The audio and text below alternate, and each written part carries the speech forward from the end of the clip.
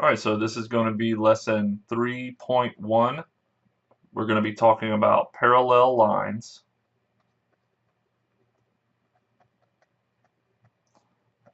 and transversals. So transversals is probably going to be a new word, but we'll go over it and it's not too complicated. So before we get too far into it, we're going to draw a little picture. We're going to draw a cube. Try to make this cube, as good as you can. Take your time, make a nice square.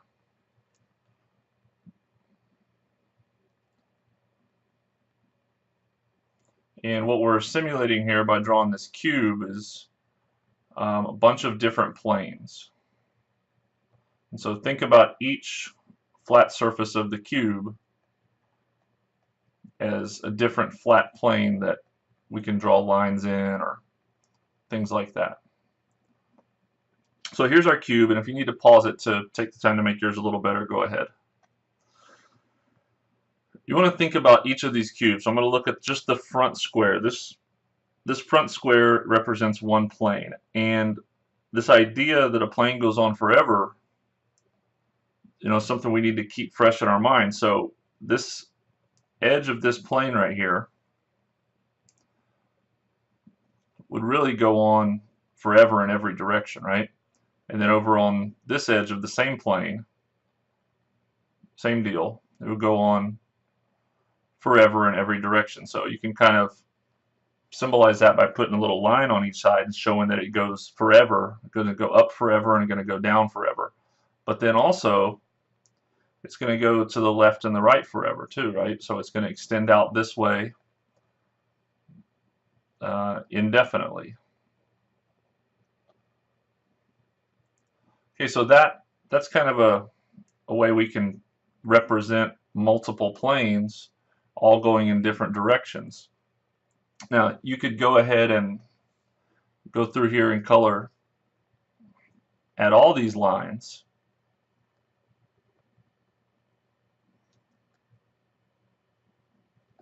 All right, so we put these blue lines up here. We can put one across the back here. And we're not going to do all of them, we're just going to do a few of them here.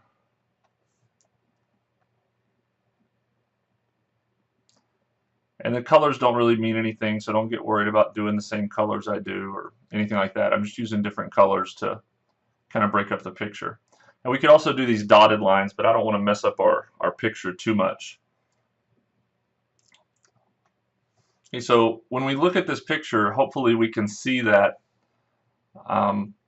this red line and this red line are parallel to each other. So we could mark those with little symbols like that. That means those lines are parallel. But also, this green line over here is parallel too, right? So we can mark that one. Now, even though we'll say that this is line R, this is line S, and the green one over here is line T, those three lines are not in the same plane together. R and S are in a plane together, and S and T are in a plane together, but we could draw a plane, and you don't need to do this to your picture because it'll make it just horrendous. We could draw a plane that goes diagonally down through here, kind of like slicing through it, and it does catch line R and line T. So don't do that to your paper. Okay, another concept besides the parallel lines is when we look at these two red lines here, right at this intersection right here, those two lines would be perpendicular to each other. So if we look over here, these two green lines would be perpendicular to each other. This red line and this green line, and again, we're not going to mark every set of perpendicular lines because we'd be marking up our whole picture, but just try to get the idea that all of these little right angles are intersections of perpendicular lines. And the one new word that we're going to do, so we're going to do one more cube, a little bit cleaner now. It doesn't have all the marks on it like that one does.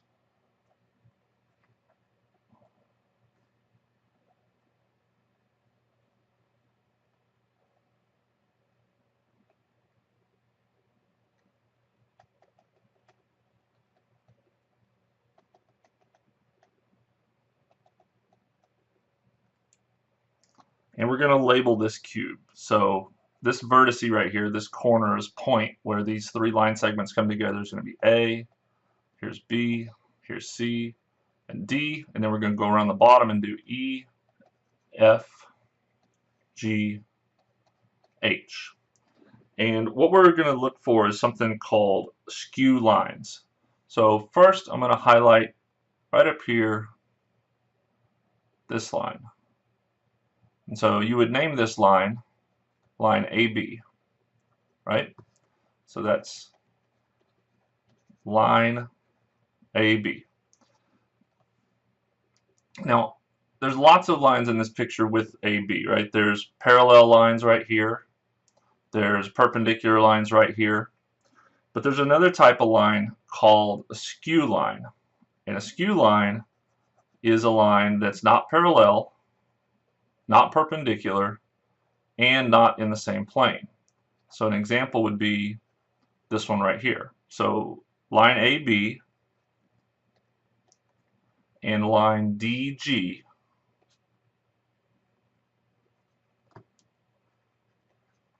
are skew. Okay, so skew lines are not parallel, not perpendicular, and not in the same plane.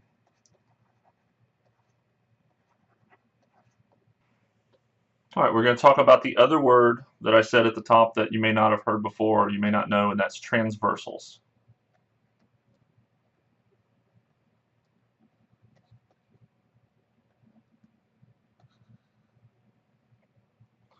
Okay, a transversal is a line that intersects two or more other lines.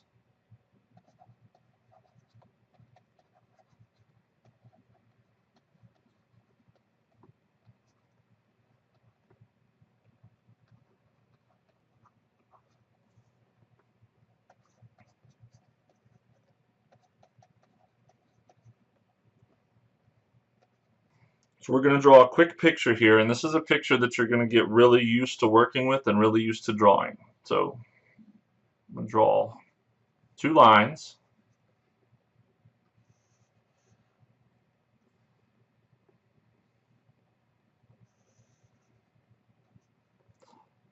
Notice they're not parallel, it's just two lines. And I'm going to draw a third line that intersects the other lines. So when we label these things, this is going to be line R, line S, and this is going to be line T, and that is the transversal. It's the transversal for line R and S. Now we're going to go around and label this picture, and we're going to talk a lot about it. So this will be angle 1, 2, 3, 4, 5, 6, 7, 8. So when we look at a picture like this and we see two lines that are cut by a transversal, cut means intersected, so two lines cut by a transversal. We have these two lines are going to dictate where things are located. So this area up here is going to be called the exterior.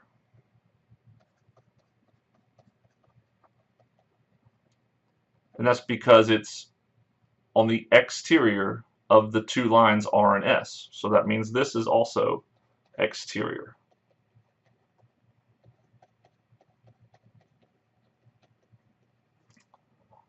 Hopefully it makes sense to you that this is the interior. This is the area between the two lines that are cut by the transversal. So exterior is outside the two lines, interior is inside the two lines. Okay, we're going to scoot down a little bit and we're going to write down a lot of stuff about this little picture. There are 5 types of angles in this picture that we are going to talk about. Now you may see some linear pairs and some vertical angles and things we've already done, but we're not going to talk about those.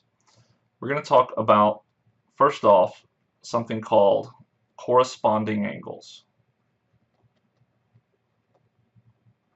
Corresponding angles. Okay, corresponding angles are located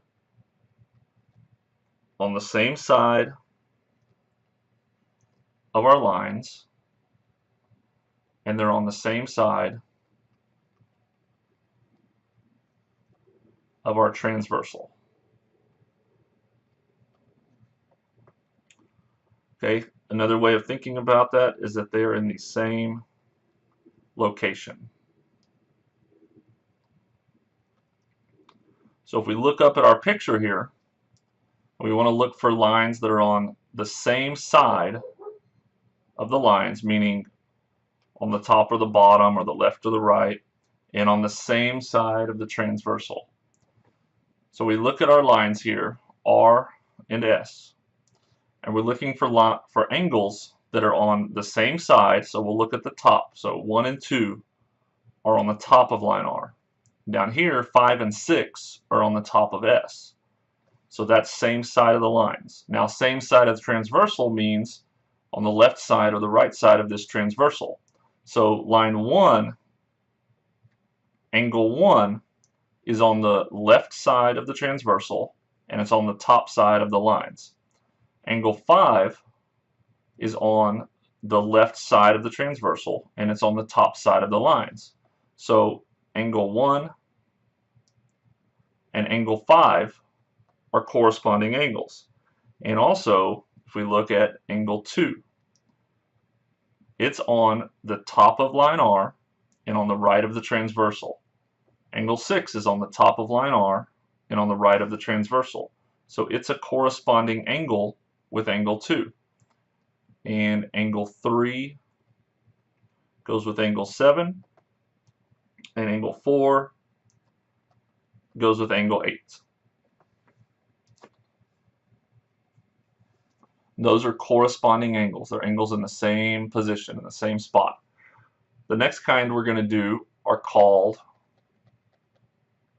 alternate interior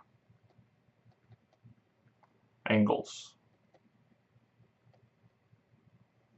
Okay, these are on opposite sides of the transversal, and they're between the lines R and S.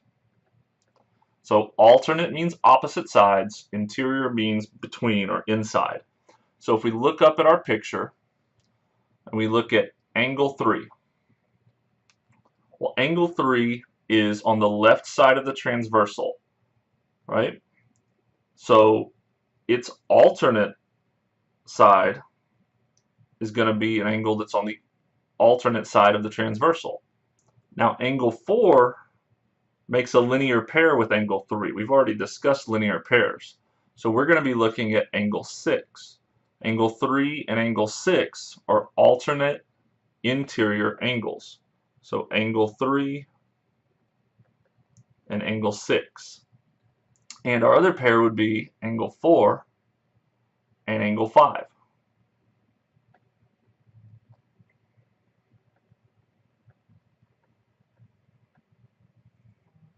So we're going to move on to a different type. These are going to be alternate exterior angles.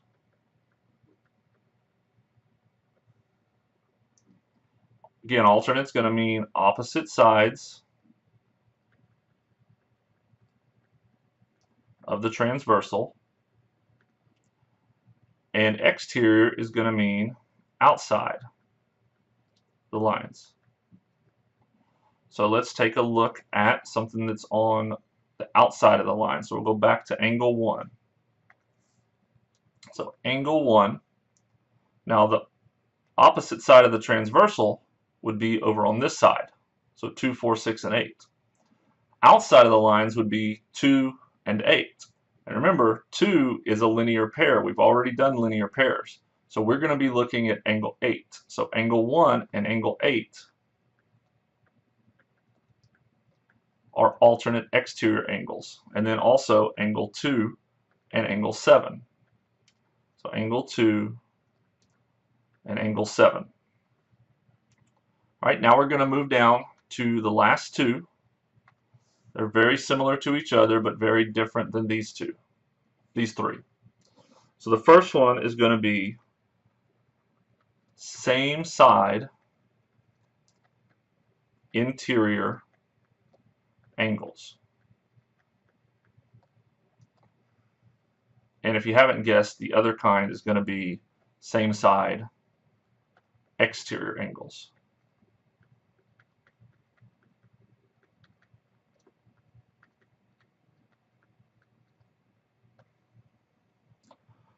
So same side, that means same side of the transversal. So same side of the transversal. And interior means between the lines. So we're going to go back up and look at our picture. Hopefully you can still see yours, but looking for same side and between the lines.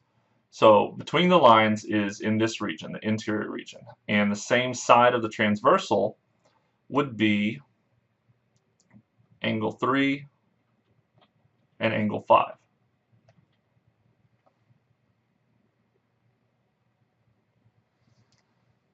So I'm going to come down here, angle 3 and angle 5. And looking back at my picture, also on the same side are angle 4 and angle 6. Same side, interior. So angle 4 and angle 6. So our last one is going to be same side exterior angle. So they're the same deal, same side of the transversal. And they're going to be outside our lines.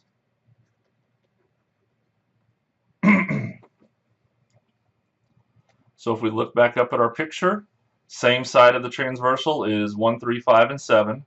And outside of the lines is going to be angle 1 and angle 7. So our same side exterior angles are angle 1 and angle 7. And then our other set, if we look back up, will be angle 2 and angle 8.